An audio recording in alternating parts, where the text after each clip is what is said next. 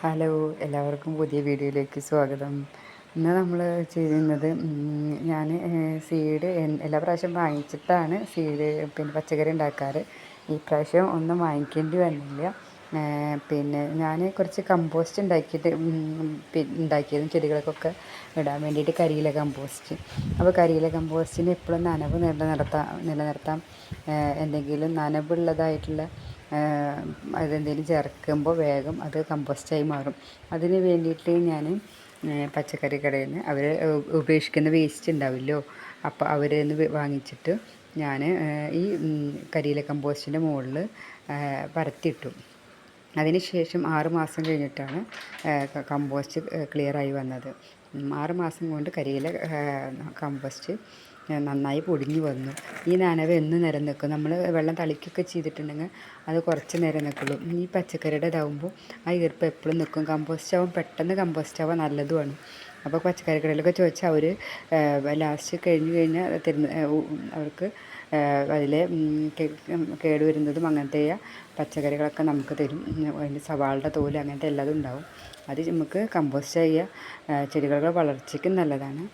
അങ്ങനെ ഉണ്ടായ കമ്പോസ്റ്റ് ഞാൻ അടീനിയത്തിനും പെൻഡാസിനും ഒക്കെ ഇട്ടിട്ടുണ്ടായിരുന്നു. അപ്പോൾ ഈ അടീനിയത്തിൻ്റെ ചുവട്ടിൽ നിറയെ തക്കാളി, വഴുതന, പച്ചമുളക്, ചീര എല്ലാം മുളച്ചിട്ടുണ്ടായിരുന്നു.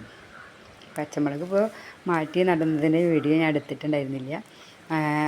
അപ്പോൾ ഇതിങ്ങനെ അടീനിയത്തിൻ്റെ വെച്ചാൽ ഞാൻ എന്നും നനയ്ക്കാറില്ല. പക്ഷേ ഈ തൈകളൊക്കെ എന്നും നാടി നിൽക്കുന്ന കാരണം എന്നും നനയ്ക്കാറുണ്ട്. അപ്പോൾ അത് അടീനിയത്തിൻ്റെ പ്രശ്നമാകുമോ എന്ന് വിചാരിച്ചിട്ട് ഞാൻ വേഗം മാറ്റി നടാമെന്ന് വിചാരിച്ചു. നല്ല ഹെൽത്തി ആയിട്ടാണ് നിൽക്കുന്നത്. അടീനിയത്തിനേക്കാൾ വളർച്ച കൂടുതലൊക്കെ ഈ തൈകൾക്കാണ്. പിന്നെ ഇങ്ങനെ കിട്ടുന്ന തൈകൾക്കൊരു പ്രത്യേകത ഉണ്ടാവും. നമ്മളൊരു വഴുതനങ്ങ നട്ട് വയ്ക്കുമ്പോൾ അത് ഇന്നതാണെന്ന് നമുക്കറിയാലോ. പക്ഷേ ഇതിൻ്റെ തൈകൾ എങ്ങനത്തെ വഴുതനങ്ങ നമുക്ക് അത് കായ്ച്ചു കഴിഞ്ഞാലേ അറിയുള്ളൂ. നല്ല ഹെൽത്തി ഉള്ള തൈകളാണ് ഉണ്ടായിരുന്നത്. പക്ഷേ അടീനിയത്തിന് ഇതൊക്കെ നട്ട് വെച്ചതിന് ശേഷം വെള്ളമൊക്കെ എപ്പോഴും കൊടുക്കുന്നത് കാരണം അടീനിയത്തിന് ഒരു ക്ഷീണം പോലെ ഉണ്ടായിരുന്നത്. ഞാനത് ചീഞ്ഞു പോകുമെന്ന് വരെ വിചാരിച്ചു. കാരണം അങ്ങനെ നനവ് നിൽക്കുമ്പോൾ അടീനിയത്തിന് വേഗം ചീച്ചിൽ വരുമല്ലോ. അപ്പം ഞാനത് അങ്ങനെയൊക്കെ പറിച്ച് വെച്ചിട്ട് വേറെ മാറ്റി നട്ടു. അപ്പം ഇങ്ങനെ കമ്പോസ്റ്റ് ചെയ്യുമ്പോൾ എല്ലാവർക്കും ഇങ്ങനെ പച്ചക്കറിയുടെ വേസ്റ്റ് കിട്ടുകയാണെങ്കിൽ കടകളിൽ നിന്ന് കിട്ടുകയാണെങ്കിൽ മേടിച്ചിടുന്നത് നല്ലതാണ്. അത് നമുക്ക് വളത്തിന് ഉപയോഗിക്കും. തൈകൾ എല്ലാ തരത്തിലുള്ള തൈകളിലും ഉണ്ടാവാറുണ്ട്.